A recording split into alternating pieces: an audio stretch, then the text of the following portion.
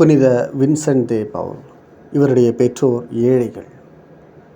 Franciscan குருக்களிடம் இவர் கல்வி பயின்று 4 ஆண்டுகளில் மிக மிக தேர்ச்சி பெற்றார். தம் மக்களுக்கு கல்வி கற்பிக்க ஒரு பணக்காரர் இவரை தேர்ந்தெடுத்தார். கல்வி கற்பித்து கொண்டு பெற்றோருக்கு சுமையாயிராமல் உயர்கல்வி பயின்றார். வேத சாஸ்திரம் கற்று குரு பட்டம் பெற்றார். இவர் 1605ஆம் ஆண்டில் மார்செய் நகரிலிருந்து நர்போன் நகருக்கு கப்பலில் புறப்பட்டார். ஆப்பிரிக்க கடலில் கொள்ளைக்காரர்கள் இவரை பிடித்து அடிமையாக்கி தூனிஸ் நகருக்கு கொண்டு சென்றார்கள். 2 ஆண்டுகளாய் இவர் அடிமையாக இருந்தார். தேவ உதவியால் தப்பித்து ரோமைக்கு போய் சற்று பின்னர் பிரான்ஸ் நாட்டுக்கு திரும்பினார்.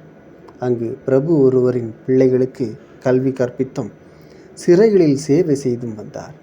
1617இல் இவர் ஊராய் போய் பிரசங்கம் செய்ய தொடங்கி 1625இல் புது சபையை நிறுவினார். இவர் செய்த சேவைகள் அனைத்தையும் எடுத்து கூறுவது முடியாத காரியம். அன்பே இவரது பிரதான புண்ணியம்.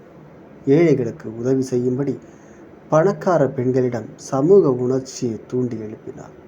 அவர்கள் தந்த பெருந்தொகையை கொண்டு நகரின் மருத்துவமனையை நடத்தினார். வீடின்றியிருந்த 1000 மக்களுக்கு பாதுகாப்பு இடம் கொடுத்தார். பைத்தியக்காரர்களுக்கும் தொழுநோயாளிகளுக்கும் மனைகள் அமைத்தார். இளம் பெண்களை கெடுக்க தேடிய இராணுவத்தினர் கையிலிருந்து காக்கும்படி 100 பெண்களுக்கு கன்னியர் மடங்களில் உறைவிடம் பெற்றுக் கொடுத்தார். அனைவருக்கும் சத்துணவு கொடுக்க ஏற்பாடு செய்தார். குடியானவர்களுக்கு விதைகளும் பணமும் கொடுத்தார். ஆப்பிரிக்காவில் இருந்து 30,000 கிறிஸ்தவ அடிமைகளுக்கு ஆன்ம சேவை செய்ய தன் சபை குருக்களையும் சகோதரிகளையும் அனுப்பினார். $60 லட்சம் செலவழித்து 1200 அடிமைகளை மீட்டார். அவர் தம்மீது நம்பிக்கை வைக்காதது தேவ பராமரிப்பு மேல் நம்பிக்கை வைத்தார். இவர் தாழ்ச்சி நிறைந்தவர், எனவே புகழ்மொழிகளை விரும்பவில்லை. வேலை செய்து கொண்டிருக்கும் பொழுது கடவுளோடு ஒன்றித்திருப்பார். சிந்தனை: ஏழைகளை நேசிப்பவர்கள் அச்சமின்றி சாவை எதிர்நோக்கலாம். பொறாமையை தவிர்க்க விழிப்பாயிருங்கள், ஏனெனில் அது சகோதர அன்பை அழிக்க தேடுகிறது.